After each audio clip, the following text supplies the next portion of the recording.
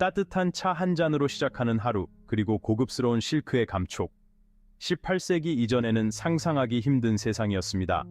하지만 중국 청나라의 등장으로 세상은 큰 변화를 맞이하게 됩니다.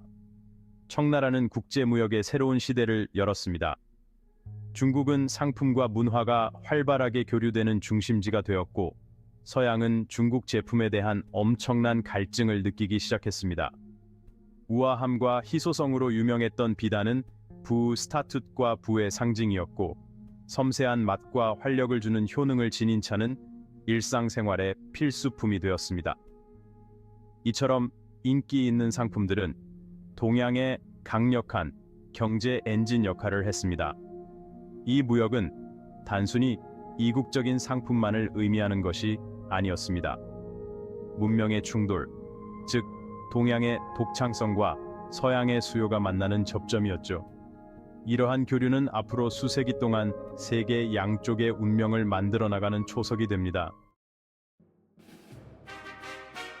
17세기 권력을 장악한 청나라는 안정과 번영의 시대를 열었습니다.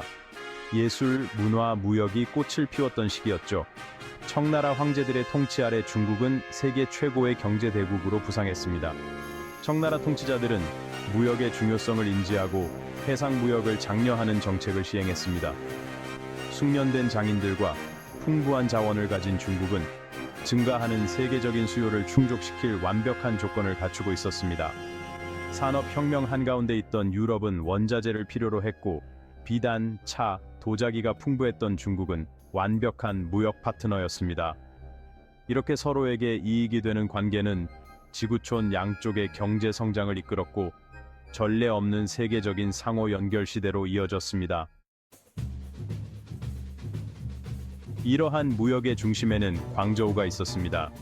활기 넘치는 항구 도시 광저우는 중국과의 무역을 희망하는 모든 외국 상인들의 유일한 통로가 되었습니다. 유럽인들에게 캔톤으로 알려진 광저우는 다양한 문화가 융합된 곳이었습니다. 전 세계에서 온 상인, 선원, 모험가들로 북적였습니다. 거리는 이국적인 향신료 냄새로 가득했고, 상인들은 저마다의 언어로 물건을 팔았습니다. 멀리서 온 거대한 배들이 항구에 줄지어 서 있었고, 갑판에는 보물이 가득 실려 있었습니다. 중국 정부는 외국 상인들에게 엄격한 규제를 가했습니다. 그들은 도시 내 특정 지역에만 머물 수 있었고, 공식적으로 허가받은 중국 상인들을 통해서만 사업을 할 수 있었습니다. 이러한 제한에도 불구하고 중국 제품의 매력은 너무나 강력했습니다. 광저우를 통한 은과 상품의 흐름은 끊이지 않았습니다. 이러한 세계적인 교류를 이끈 원동력은 바로 중국의 정교한 제품에 대한 갈증이었습니다. 수세기 동안 중국의 푸른 언덕에서 재배된 차는 유럽 귀족들의 살롱과 서민들의 가정 모두에서 사랑받는 음료가 되었습니다. 섬세한 맛과 차를 마시는 문화는 서양 사람들의 마음을 사로잡았습니다. 누에고치에서 뽑아낸 비단 역시 귀중한 상품이었습니다. 고급스러운 질감과 우아한 옷주름은 비단을 고급 패션의 필수품으로 만들었습니다. 유럽의 군주와 귀족들은 비단 옷으로 자신을 치장했고, 이는 그들의 부와 세련된 취향을 보여주는 증거였습니다. 하지만 중국의 수출품은 이 두 가지 대표적인 상품에 그치지 않았습니다. 섬세한 아름다움과 정교한 디자인으로 유명한 중국 도자기는 많은 사람들이 열망하는 제품이 되었습니다.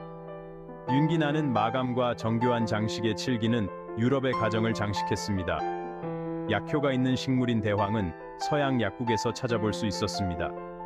이처럼 동양의 분위기를 담고 있는 물건들은 유럽의 물질 문화를 변화시켰고, 중국 문화 전반에 대한 매료를 불러일으켰습니다.